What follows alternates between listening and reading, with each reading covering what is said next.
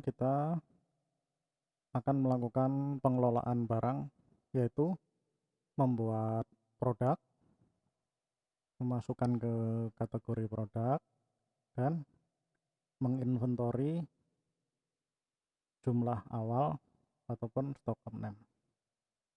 Baik, pada tampilan dashboard kita masuk ke menu inventory. Di menu inventory, pada menu bar atas kita masuk ke master product, master data, pilih produk ya. Nah, di sini ada beberapa produk dengan beberapa kode-kodenya ya. Nah, misal kita lihat salah satu produk ini, atas putih, di sini keterangannya can be sold, can be purchased, sama can be expense. Nah, di sini yang di checklist hanya can be purchased, berarti dia hanya dibeli ya. Can be sold berarti dia tidak untuk dijual, hanya untuk dipakai untuk keperluan produksi. Nah, kemudian di sebelah kanan di sini on hand sebanyak 3.468 gram, itu berarti stok yang tersedia. Secara forecast juga sama, 3.468 gram. Kemudian ada product move, ini untuk menelusuri pergerakannya. Kemudian reordering rules, ini nanti digunakan pada menu pada purchasing agar bisa menjalankan PO otomatis jika disetting produk ini minimal quantity yang harus tersedia di warehouse kita berapa dan maksimalnya berapa, dan sudah punya vendornya, itu bisa kita setting reordering rules-nya. Kemudian bill of material dipakai di bill of material apa aja, 10 in use ya. Nah, ini dipakai di bill of material sejumlah 10 produk ini. Nah, kemudian di more itu ada satuan, purchase, dan lain-lain. Nah, untuk harga beli itu di cost ya, di menu cost. Kemudian kalau ada perubahan harga beli, kita bisa update cost di sini ya, tinggal kita rubah harganya. Nah, kemudian sell price, karena ini tidak dijual, disamakan saja dengan cost. Nah, kemudian unit of measure gram, unit of measure purchase atau satuan pembelian juga gram. Produk tipenya storable, atau kita klik edit ya, ini bisa diganti mau storable, service, atau consumable. Karena ini disimpan berarti storable. Service itu produk yang kaitannya dengan jasa, consumable berarti yang dipakai terus menerus. Nah, kategorinya di persediaan bahan baku, karena ini kodenya bahan baku ya, BP001. Nah, kemudian di tab purchase, disinilah kita bisa menambahkan nama-nama vendornya. Misal ada putih ini, kita tambahkan vendornya misal Ceceng. Nah, terus dia minimal ordernya 100 gram. Sorry. Das putih itu tadi harganya berapa ya? Beneran 60 ya. Nah, kita add line lagi. Vendornya misal Ceceng. Vendor product name, jika adas putih ini di vendor Ceceng dia disebutnya namanya lain dengan kita menyebutnya atau tidak, kita bisa tulis di sini ya. Kalau menyebutnya sama berarti nggak usah diisi, nggak apa-apa. Nah, kalau dari mereka juga punya kode produknya, bisa diisi di sini. Delivery lead time itu berapa waktu pengiriman dia bisa janjikan ke kita setelah kita lakukan order. Nah, MOQ-nya atau minimal quantity ordernya dari supplier Ceceng ini berapa gram satuannya, misal 100 gram lah MOQ-nya. Nah, harganya tadi 60 ya. Nah, ini kalau harganya selalu fluktuasi naik turun, harga 60-nya ini berlaku untuk berapa lama bisa kita setting di sini, setting tanggalnya dari tanggal berapa sampai tanggal berapa ya. Nah, anggap saja ini memang harganya udah fix, save and close aja. Nah, misal kalau ada vendor lain kita tinggal add line ya. Kemudian vendor lain dia MOQ-nya lebih kecil, 50 gram misal, dan harganya lebih murah. Nanti pas menjalankan PO otomatis reordering rules, dia akan otomatis menjalankannya PO-nya ke vendor selain Jajang ini. Nah, kita save aja.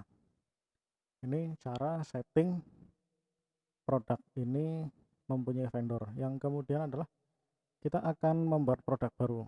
Caranya create ya. Create, kemudian nama produknya misal apa ya, daun berantas. Ini kita jadikan bahan baku juga ya. Nah, can be purchased. General informasinya ini masukkan ke bahan baku di produk kategorinya ya. Nah, di sini kita masukkan ke kodenya BB bahan baku 0060 mungkin ya. Ntar kita cek juga terakhir kode bahan baku sampai berapa.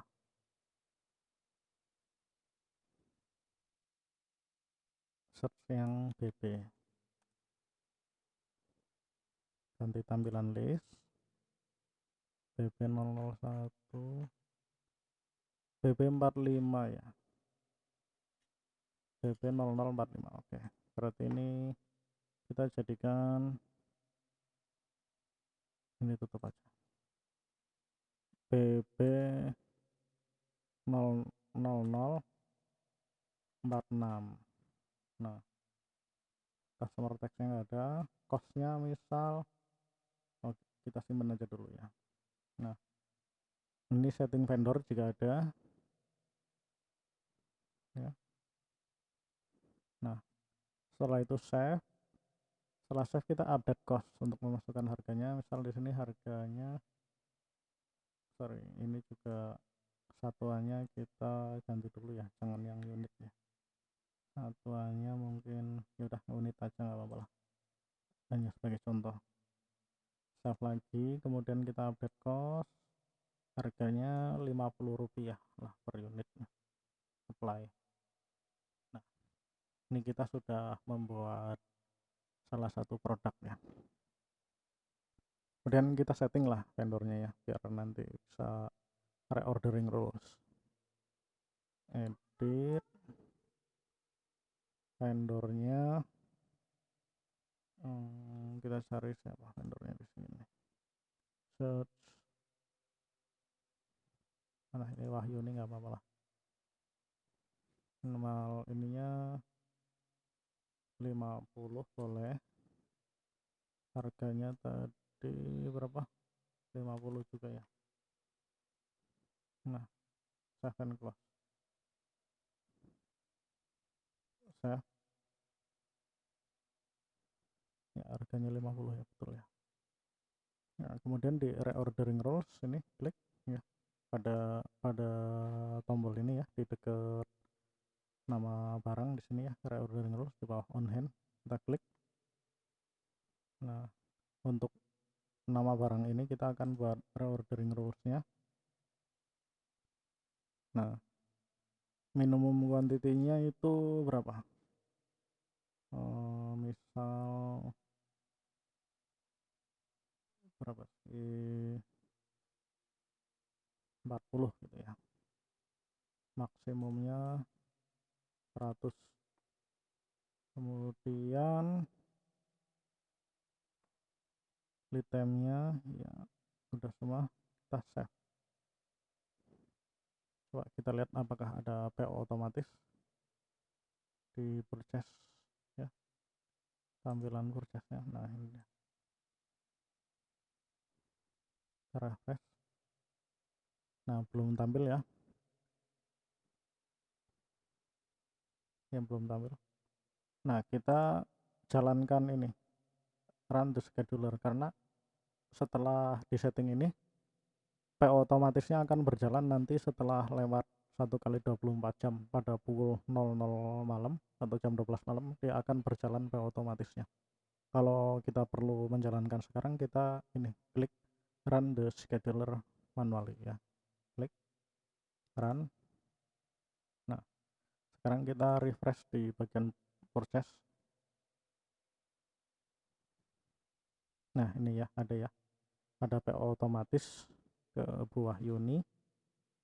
Nah, di sini purchase representasinya Odobot karena secara otomatis ya kita bisa edit ini. Nah, kuantitinya yang order kita 100 karena sesuai rule tadi, minimal harus 100 piece. Nah, kita edit, kemudian kita ganti sales personnya di mana, di ini ya, purchase representative, sorry, kita ganti ke ini bagian pemilihan si Sofia ya. Oke, kita save. Nah, ini tinggal kodenya OP002 karena sumbernya dari ini ya, dari ini, dari ordering rules ada OP002 ya. OP001 ini punya botol bowling, OP002 punya daun berantas. Ini sudah dijalankan. Nah, begitu cara membuat PO otomatis. Yang kemudian kita akan melakukan inventory. Inventory itu kita masuk ke menu inventory ya. Nah, inventory. Di sini ada 4 kotak ini, receipt berarti untuk penerimaan, internal transfer untuk pergerakan di dalam gudang sendiri, bukan keluar gudang atau masuk dari luar masuk ke gudang. Delivery order berarti pengiriman dari luar masuk ke gudang. Kalau receipt berarti kan dari receipt itu kan berarti dari luar supplier masuk ke gudang. Kalau dari delivery order itu dari gudang kita dikirim ke customer. Manufaktur ini gudang dari manufaktur untuk menampung hasil produksi ya.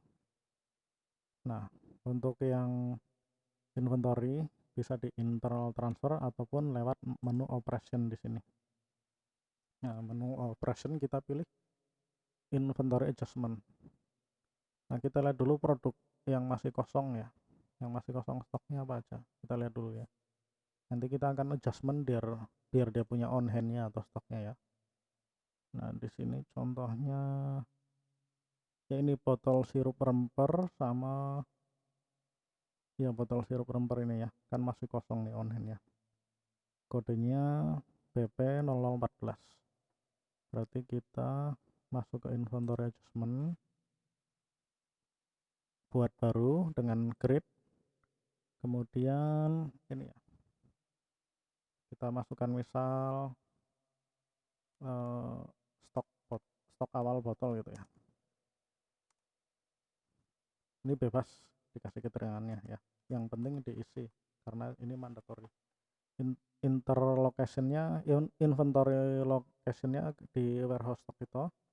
Nah, di sini keterangannya kalau all product itu berarti semua produk, one product kategori berarti satu produk kategori. Jadi berapa produk kategori yang kita punya, kita ambil salah satu, semua produk yang masuk di kategori itu akan di inventory. One product only berarti hanya satu produk only.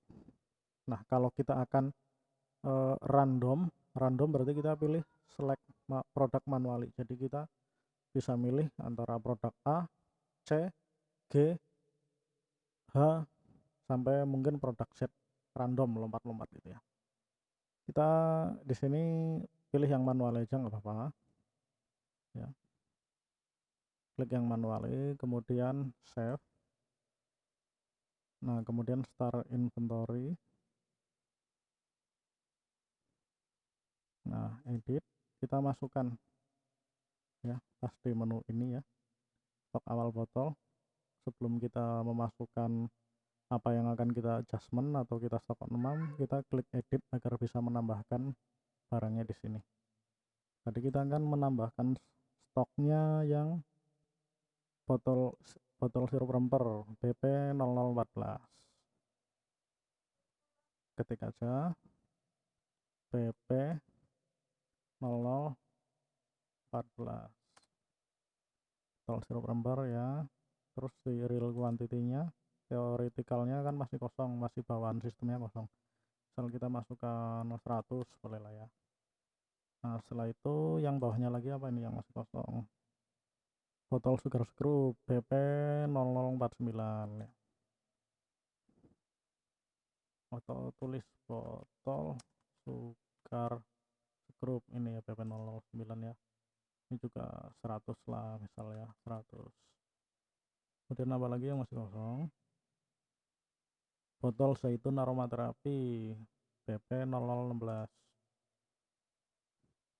BP 0016 ya. Terus not exist harus kita lihat dulu kodenya berapa, BP strip 0016 ya.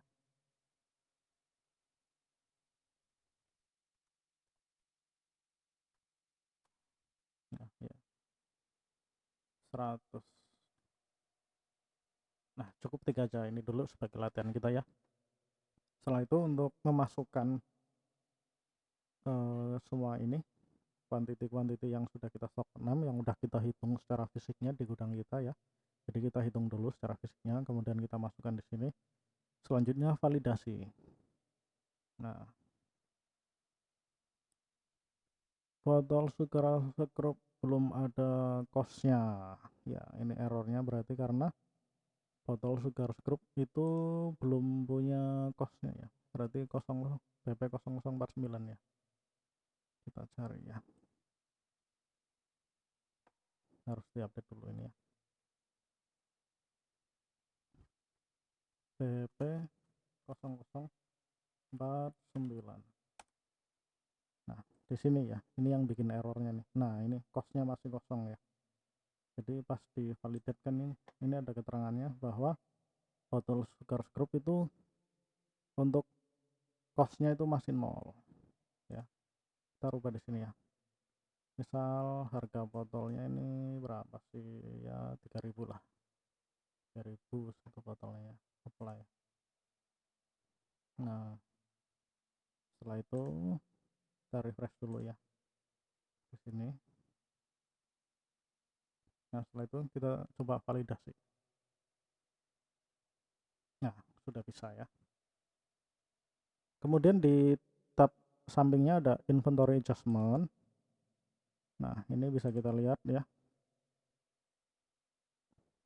ada pergerakan dari virtual loss, virtual location, inventory loss bahan penunjang ke warehouse stock kita atau gudang kita. Untuk botol sirup remper sebanyak 100, botol zaitun aromaterapi juga 100, botol sugar scrub juga 100 ya. Ini kalau memasukkan stok baru, tapi nanti kalau ada yang selisihnya berkurang, from-nya itu kebalikannya dari warehouse stock ke virtual location ya. Nah, kalau sudah kita cek movement-nya, klik di nama produk ini. Nah, kemudian mana nama produknya, enggak ke produk ya.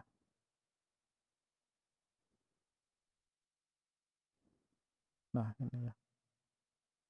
Klik lagi di sini. Nah, movementnya ini kita buka pergerakannya apa yang terjadi. Nah, ini pada tanggal 1 September kita melakukan inventory stok awal botol. Nama produknya botol sirup remper, sumbernya dari virtual location, virtual loss bahan penunjang ke warehouse stok kita sebanyak 100 pieces dan sudah selesai atau done. Kemudian